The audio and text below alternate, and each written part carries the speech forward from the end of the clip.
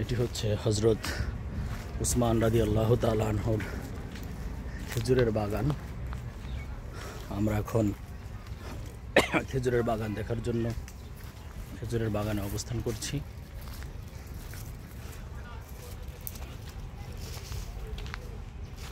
একজন নূরাইন সাহাবী হযরত উসমান রাদিয়াল্লাহু তাআলা আনহু এই খেজুরের বাগানটি ক্রয় করে তিনি দিয়ে দিয়েছিলেন ইসলামের জন্য।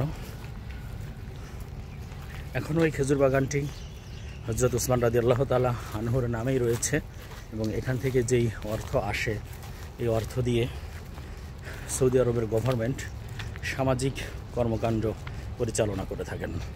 আমার পিছনে দেখতে পাচ্ছেন এটি হচ্ছে সেই ঐতিহাসিক হযরত উসমান রাদিয়াল্লাহু তাআলা আনহুর খেজুর বাগান।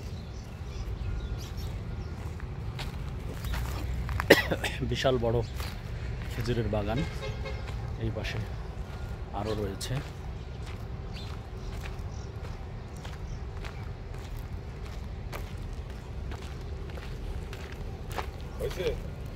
শেষ।